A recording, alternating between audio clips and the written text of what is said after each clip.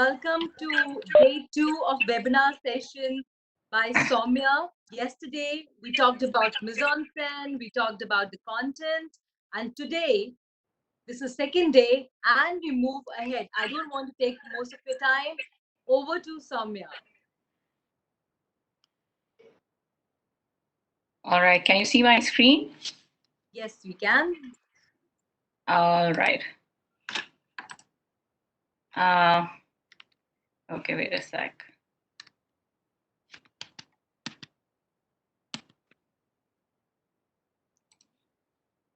I'll close the browser on this. And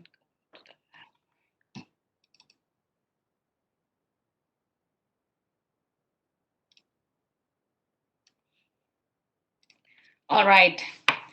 So welcome everyone once again for the part 2 of the film appreciation webinar that we kicked off yesterday. Hope you got some good insights and overviews yesterday. Today I will continue with what we started. And just a small qualifier before I launch into the webinar today, that what we are sharing here and what I am talking about here is just an overview.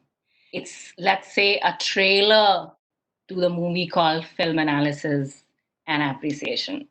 I'm just giving you a flavor, and if you enjoy what you taste here, it's up to you to go back, do your research, find those films, watch them in full, read up the theories and the ideas we talk about, look up more on some of the authors that I mentioned. This is just a really brief overview, because you must understand film appreciation is a vast area. Students spend years studying it, doing their PhDs in this area, doing their MPhils. So 40 minutes, it's just the tip of the iceberg. So we may not be able to cover everything that you have in your heads, maybe related to the topic, but I'm trying my best to keep it as broad range as possible. But yeah, do feel free to put in your questions in the chat box, or maybe later we can plan, depending on how things are, on another series sometime later. And do feel free to ask me for more books, references, and I can share them with your teacher, Dr. Yuki Azad, and I can give recommendations for books as well. All right, so let's go. So yesterday, these were some of the discussion points I had shared with you based on your feedback and some of the ideas that came at the end of the session. I tweaked it briefly.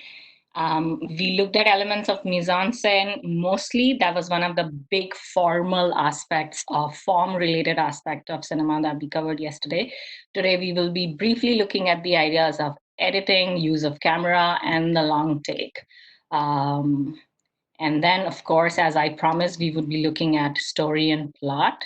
That's going to be the interesting part. I'm ending with that, even though it's right up there.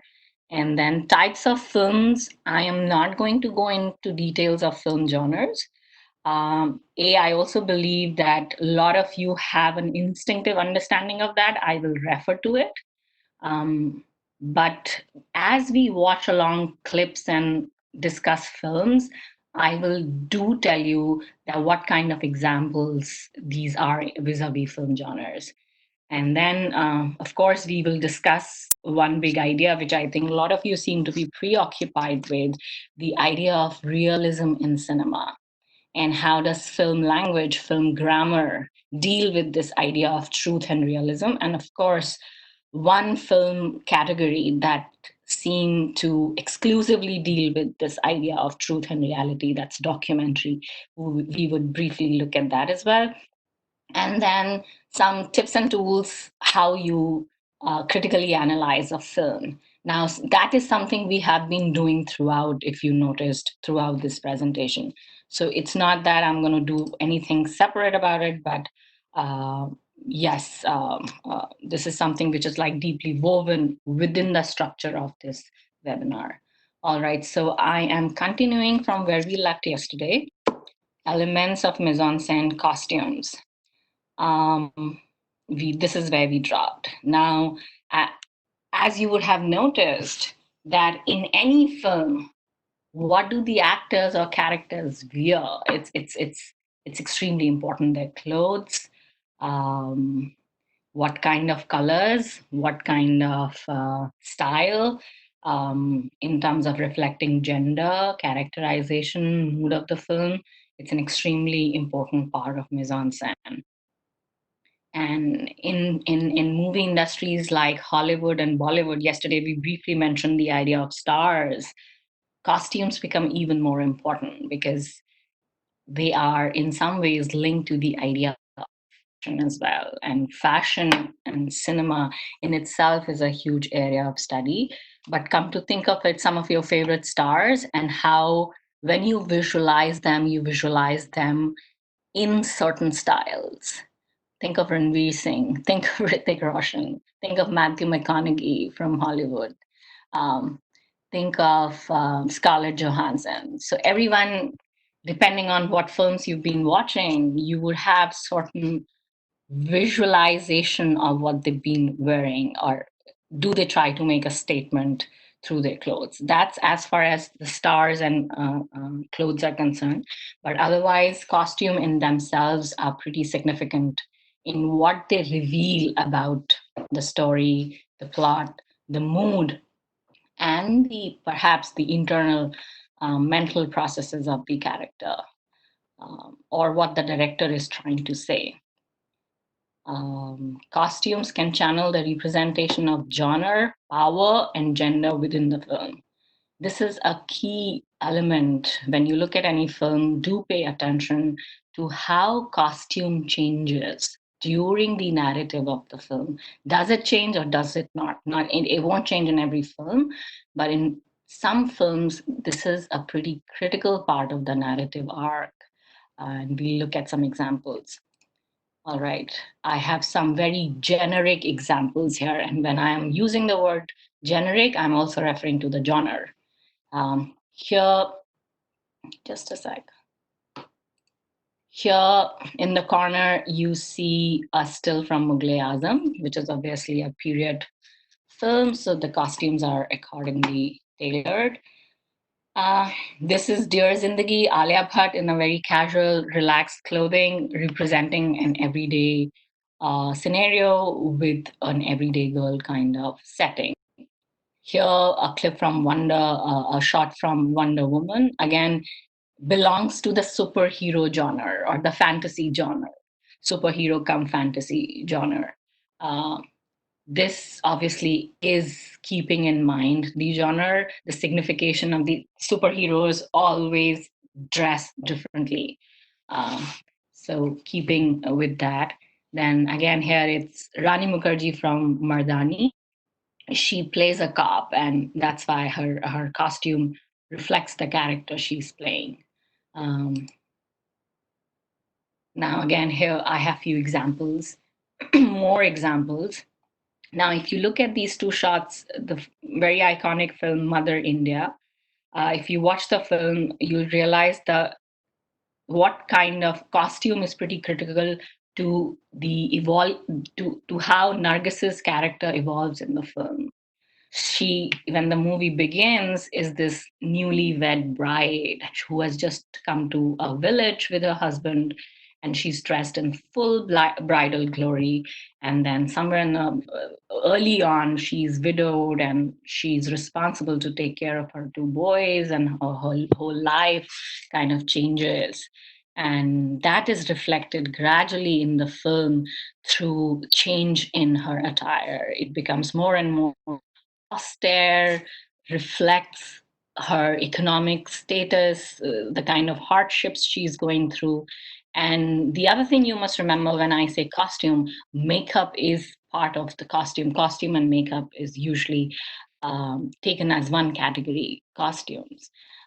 So that continues to change. That depicts a certain progression in her character through the movie. Now, here you have two images of Aishwarya Rai, and I've tried to pick out the blue shade. The first one is from Devdas. It's from a publicity still, but Sanjay Leela Bhansali's Devdas, which was known for its opulent costumes and sets. They always are his movies. He's a filmmaker who is all about spectacle of cinema. He indulges in the idea of exaggerated spectacle. And here you see, now if you read, someone talked about films which are based on fiction, real works, real incidents. Well, Devdas is based on a novel by Sharat Chand Chattopadhyay. And the novel does not talk about the kind of opulence that Sanjay Leela Bhansali shows you in his film, but then it's his interpretation of the book. And he makes a lot of changes. So if you were to compare this with Bimal Roy's Devdas or PC Barwa's Devdas, they're very, very austere in their representation of the women compared to what Sanjay Leela Bhansali does. And the other film still of Aishwarya I have from Dhoom, which is all about larger than life, the idea of stardom, fashion, everything coming together. Films like Dhoom, so both Devdas and Dhoom, in that sense, are about spectacle of cinema, the performative aspect of cinema, the opulence of filmmaking in very different ways, in very different styles, but nonetheless. So one is an ethnic opulence, the other is very, very trying to posit itself as very contemporary and modern kind of style in costume, if you were. But they are equally constructed and affected in their idea and representation. All right, and here I have this famous, those of you interested in Star Wars, Princess Leia, Carrie Fisher, who's no more. But again, a very iconic female character from Star Wars, and the way her evolution takes place in Star Wars. I have this film still from very early on in Star Wars. And then her hairstyle, her costume, everything changes as you come to the final movies in the franchise later. So that's something, again, worth exploring. Um, Again, I am kind of more focused on women and costume in cinema because I think that's far more. It's not just more interesting. You can read so much more into it, but I think our films or films everywhere also use women and what they wear in a very conscious manner in films. It represents a lot than what just the story is trying to say. So we must pay attention as a film analyst or a reviewer. This is something you should watch out for. Now, on the left, Karan Johar's Kuch Kuch Hota Hai. I just want to check. All of you can see my screen, right? Yes, we can. So you can see the slight signification through costume. Yes, yes. Okay, wonderful. All right, because for some reason I can't see the small window that shows me the audience, even though I am in the app and not in the browser version. I don't know why. Okay. Um, so on the left, if you look at Kuch Kuch Hota Hai, again, Karan Johar, um, and you see how Kajol's clothes change, costumes change before and after her breakup with Shah Rukh Khan. So this is her in college. Of course, this is much younger tomboy, so younger Kajol, but she's also shown to be this very flamboyant, tomboyish kind of girl who's not bothered about the idea of femininity associated with a woman. So that's for Rani Mukherjee to portray the very feminine woman. And once she is rejected by Shah Rukh's character, Rahul, she transforms in the second part of the film in this very, very feminine um, Kajol or character, Anjali. And she's all the time wearing these saris and very ethnic Indian outfits. And I chose these two stills because of their colors as well. Looks like things have reversed here in terms of color. I don't think that was intentional, just like I picked up those details. All right. And on the right, I have Kabhi Khushi Kabhi Gum. Again, a Karan Johar film, who I think pays a lot of attention to what his characters and actors are wearing. Again, the character of Kareena Kapoor, at one point of time, she was this diva known for her costumes in the industry. Uh, she plays the character of Pooja, or Pooh, as she's called in the film, and she wears all kind of Western outfits before she meets Hrithik Roshan and falls in love with him. And once she is kind of taken, belongs to a man, again, you will notice her transformation. She starts wearing Indian ethnic outfits, like in the song here. So that's an interesting arc that you might want to look at, that how costumes are changing through the narrative of a film. Here I have a classic example which I personally so love. I must have seen this movie over 10, 15 times. I don't even remember how many times. This is Golmaal by Rishikesh Mukherjee. It's a 1979 um, and 1979 film, pretty old by your standards in that sense. I don't think any, I'm referring to the students here. All right. I am going to be playing two clips from the movie. Let me see how are we doing on the time. Okay. And watch, pay attention to the clothes and what they seem to reflect in this, in these two sequences, how things change.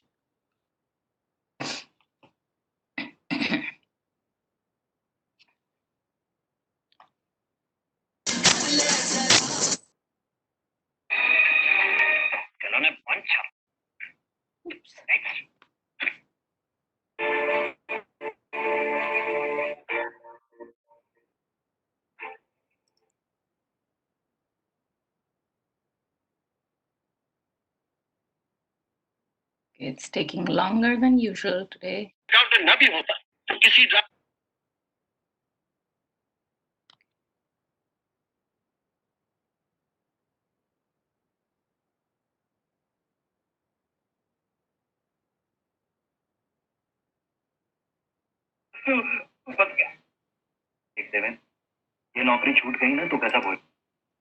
Okay, I'm playing two different sequences from the same film. What you saw comes in the beginning of the movie.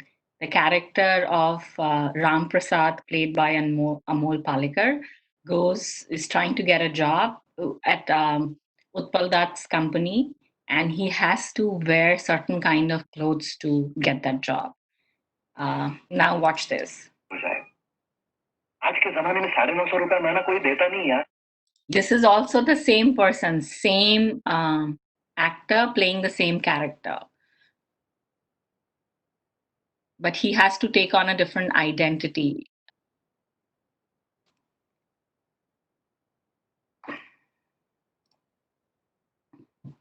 All right, I can't see the chat window right now, but if you were to think of some of, I mean, it's pretty clear in some senses how the characterization changes with the costume. So Amol Palekar is one actor, but he plays two characters in the movie, Ram Prasad and his own twin Lakshman Prasad. In the first sequence, in this sequence, you saw him playing Ram Prasad, but this is not how he is in real life. In real life, he's someone who loves soccer, likes to go out, wears flashy, fashionable clothes.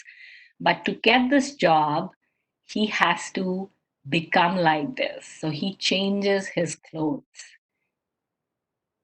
And there's a very interesting bit which little later, that he's wearing a kurta which is just too short. And he comes up with the whole theory that he's wearing a super short kurta because his father told him that if everyone saves 2 inches of cloth in their kurta, they can solve the clothing problem of India for everyone, especially for the poor. So he takes on this role wearing certain kind of costumes to create a character of himself, someone who's very idealistic, very traditional, has very high values and standards, believes in a certain way of life, something that matches with what Utpal Dutt here is expecting. But this is not what his true self is. Now, what you see in this second sequence, you see Amol Palekar playing his own twin brother, Lakshman Prasad. And there's no one like Lakshman Prasad in real life in the story, but in the plot, he has to play. And he plays Lakshman Prasad. Again, that's not his real self. He's not disrespectful toward elderly. He's not this exaggerated, but he's again doing a role play. He's playing a character. And you saw how little gestures like opening up the comb, his dangling the keychain, this all adds up to a certain character that he's trying to portray. And of course, the flashy shirt and no mustache, which is central to the plot of Golmaal. Uh, like Utpal Dutt says, "Jiske mooch nahi, uske achhi soch nahi." So mooch is really critical, and mooch is part of the makeup. It goes with the costume in that sense. If you watch the whole film, it's a hilarious film. I'm especially mentioning it to some of the young students who I'm not too sure if they would have seen this film, might be more familiar with newer versions of Golmaal. But this is the original Golmaal. Do watch it and do notice. This is a film about role playing. It's a film about a very critical element of filmmaking, how we want to portray characters. And the actors here are constantly changing characters, are switching characters, are creating more characters. Amol Palekar is a single guy, but he creates a twin of himself. Uh, he does not have a mother in the story, but he creates a character of mom for himself. And then his mother, that person also has to create a twin of herself within the plot. So it's how do we create characters and what are the certain significations, what are the signs we create to portray those characters, and costume becomes an important element in portraying a character. So do watch the film and you will get some really hilarious insights. One of my favorites, Rishi film. um, all right. Now we move on to one of the more serious elements of mise en scène, figure behavior. And I did mention I'm not using the word actors here because movies do have non human actors in that sense. So I have film stills from Star Wars again, C3PO, and this is Golem, the computer generated character with a human voice rather. And here, like I promised, I have this is a compilation of clips from various films from Akira Kurosawa, the famous Japanese filmmaker. He worked in the film industry for over 57 years and made more than 30 films. And most of his films are really, really critically acclaimed. And I was told you've already seen Rashomon. And if you remember, the film is from Rashomon, from the Rashomon gate when the movie is about to start. And just watch through the clip. The clip covers the compilation of clips covers some 8 to 10 major Kurosawa movies and the major ones. I will tell you the names, or just watch it for the idea of movement, the placement of characters, and how the camera moves. The characters move, the camera moves, and what else is moving in the frame. Just it's an amazing compilation of. Hi, my name is Tony, and this is Every Frame a Painting. So here's a fundamental question. When you're judging a shot, what's the first thing you look for? Is it balance, leading lines, golden ratio, color, light, shapes? I think these are all essential, and they're all part of good images. But there's one thing I always notice first. Movement. For me, Kurosawa is the Beethoven of movie directors. It's that recognizable full sound that Beethoven had that is so unmistakable. A Kurosawa film moves like no one else's. Each one is a masterclass in different types of motion and also ways to combine them. Over a career spanning half a century, he made 30 films, and in all of them, the movement is surprising and cinematic.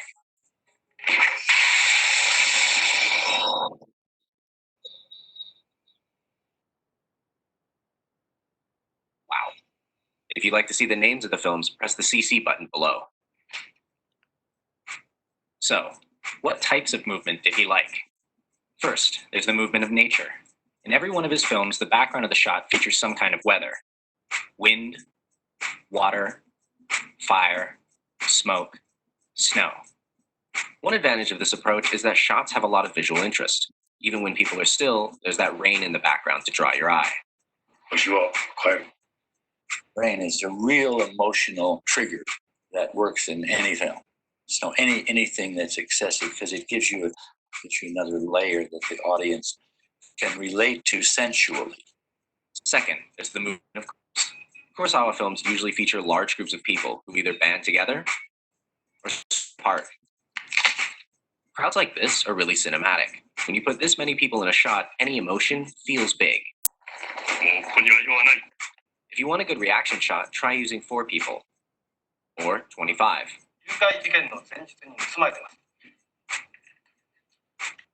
And if you want something really big,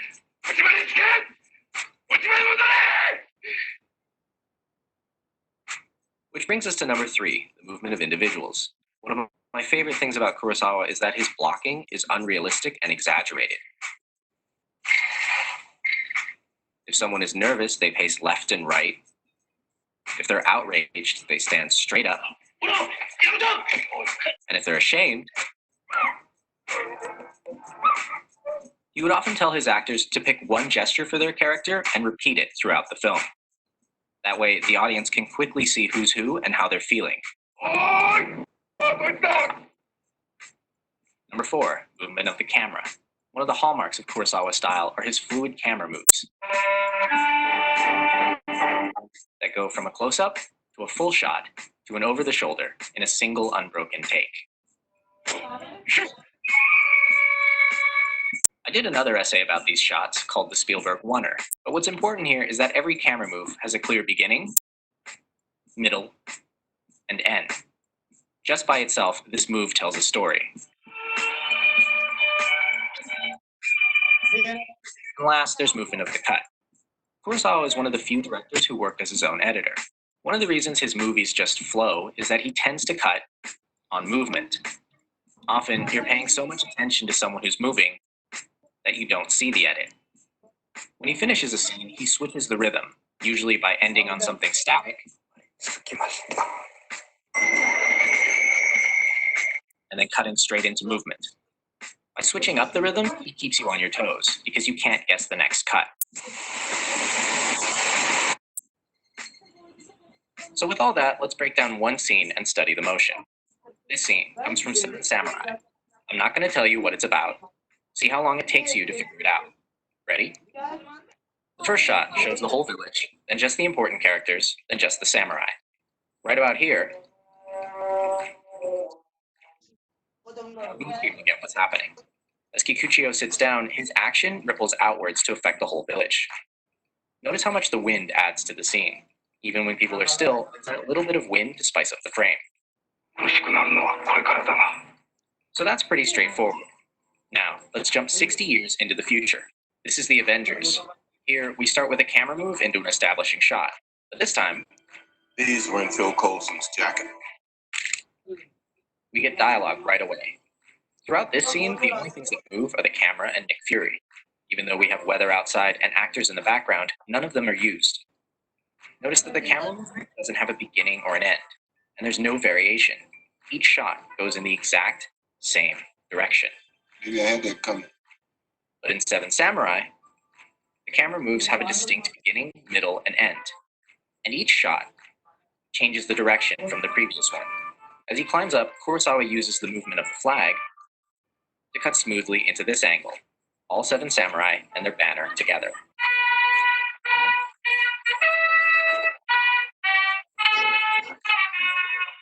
This scene has every type of movement, carefully pieced together and spaced throughout. The weather, the group, the individual, the camera. But this scene tells its story mostly through dialogue. Called the Avengers Initiative. Sure, the camera moves, but it's pointless movement. For all the money that was put into it, this scene feels flat. It's an old-fashioned. But how could you improve a scene like this? Well, if you know what the scene's about, try to express it through movement. Start with the character. How are they feeling? Is there any way the actor can convey that by moving?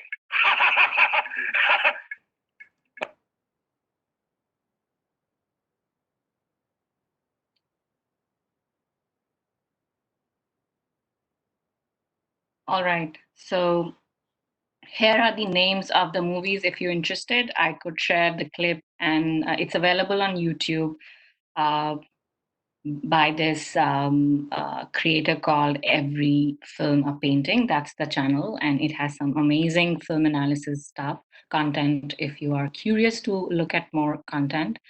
But like you saw how Kurosawa combines so many elements within one frame, and this was just about movement and the positioning of the people and the camera movement, which is outside of the frame. It does not even talk about lighting yet. It does not even talk about facial expressions and acting. It does not even talk about costuming. But more you start looking at Kurosawa's movies closely, you will realize that there's a wealth of detail that he puts into every frame of his movie. And that's why he's the master filmmaker known throughout the world. All right. Yuki, how are we doing on time? And I'll accordingly go ahead.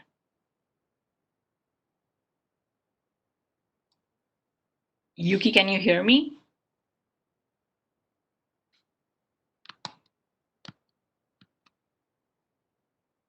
Ma'am, we have 15 more minutes, and it can be stretched to 20 if more questions come up. So, Okay. yeah. So I will accordingly. Okay. 20. So, okay.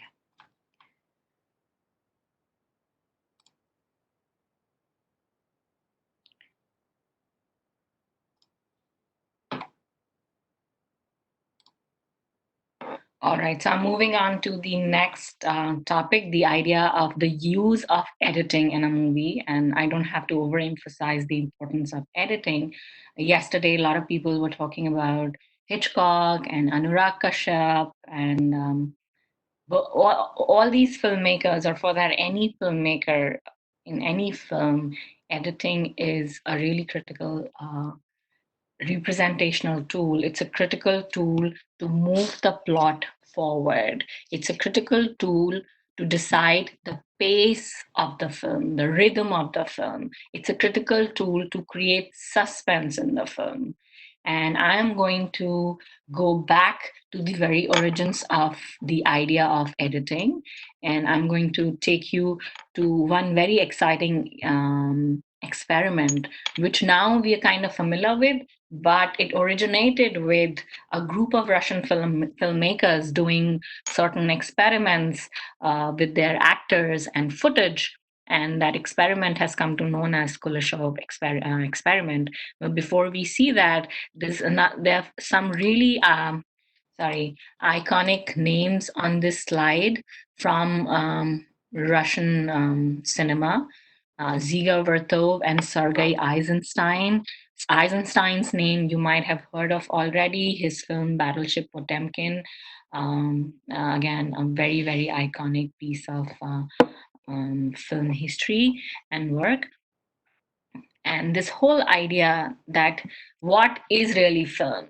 We don't work with celluloid anymore, but if you were to think of image as one piece, editing is really putting these pieces together. You've heard of persistence of image, right? So the camera projects the projector projects certain number of frames per second to create an illusion of the moving image, right? That's how motion is created. That's how film is different from a photograph. So come to think of putting together thousands of tiny photographs, one after the other, to create a moving image. Now, obviously, it's so much more simple with the digital editing, what we call non-linear editing now.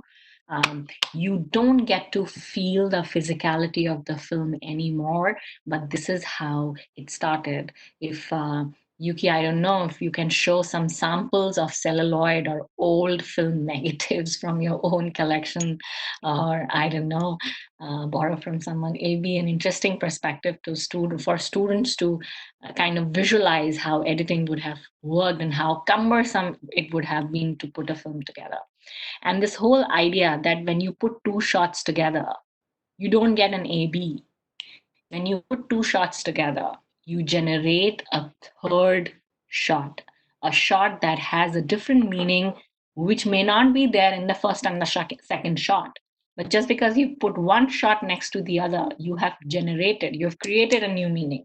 Now, this idea is a really, this has a far-reaching consequences for film language. So when 1920s, Sergei Eisenstein came up with this idea that if you put A plus B, you don't get AB. You get a third kind of shot.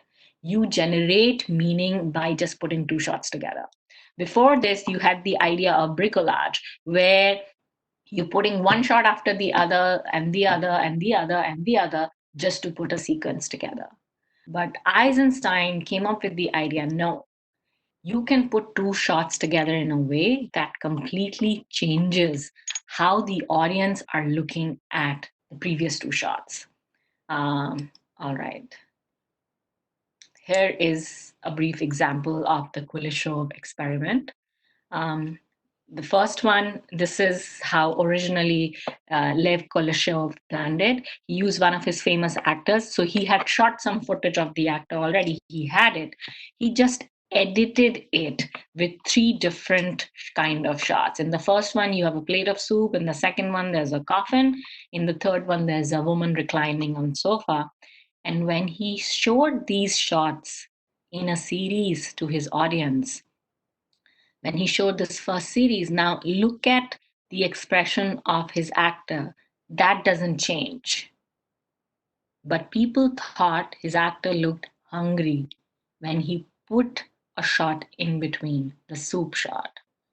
In the second one, the audience thought the actor looked sad because there was a shot of the coffin inserted in between these two shots.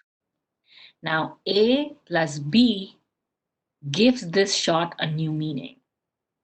It isn't just a plain facial expression anymore. It reflects something else. Eisenstein takes it to next level. I really don't have the time to get into that, but do watch, if you can, his Battleship Potemkin, which is available on YouTube. Again, this one, the audience interpreted this expression to be lustful. Now, this was a real experiment. He made notes. He asked people how did they interpret it. Now here, this is Alfred Hitchcock, again, a master editor, uses editing technique very, very innovatively in his films. And this is you can watch this interview online where he's explaining his version, his interpretation of Kuleshov. And he says he's using himself. He says, here's a shot of myself, and you put a shot of a woman and a baby. And then again, a shot of me. So I'm observing this Madonna-like figure, and I'm observing this motherly display of love. And the same two shots, if you insert a shot of a woman with a bikini, here the meaning of this expression takes on a new color, new perspective. People might think that here is this creepy, lustful old man looking at this woman in a bikini. But come to think of it, they are the same shots. But as an editor, you can change how the audience interprets these shots. So that's what the power of editing is. Some of it we've already talked about. Now, a lot of films that you watch, whether it's Bollywood, Hollywood, editing tends to be invisible. When you're talking about narrative cinema, editing is one of the things, like lighting, that tries to make it invisible in most of the regular narrative films. But when you look at the work of filmmakers like Sriram Raghavan or Anurag Kashyap or Alfred Hitchcock or Martin Scorsese, some of the master filmmakers, you realize that they use both editing and lighting to make it more visible. They're not trying to hide these elements of cinema, of film grammar. They want to sometimes make them visible as well. But so the idea of continuity editing to create a seamless flow of images. So when you watch a film, you watch it with so much attention, but you hardly ever notice that, oh, there was a cut. Oh, the shot changed. Because there's a continuity of lighting, continuity of costume, continuity of setting. Everything is made to mimic reality. Mimic is the key word here. Remember, film is only mimicking reality. No matter how much we tell ourselves that it's real, it's only mimicking reality. That's going to be a key concept when we discuss film and journalism. Sorry about that. That was someone else's, okay, not mine. Or is it? No, none of the tabs are open here. Okay. So continuity editing uses editing of shots using these techniques called shot reverse shot, eye match, cutting on action, what you saw in Kurosawa as well, sometimes to make it more seamless, and intercutting to create unity of space and time. Sometimes you see this in chase sequences, fast chase sequences. You intercut from one character to another who's chasing the first one. And obviously, the more visible jump techniques are montages, jump cuts, and few more very graphic elements of editing that we will see in a moment. All right. So here I have two clips depicting the idea of editing in two very different settings. Keeping in mind the discussion on realism, the first one is Alfred Hitchcock's Psycho. Now watch, I have used a very, very small clip from the shower sequence in Psycho. A lot of you might have already seen it.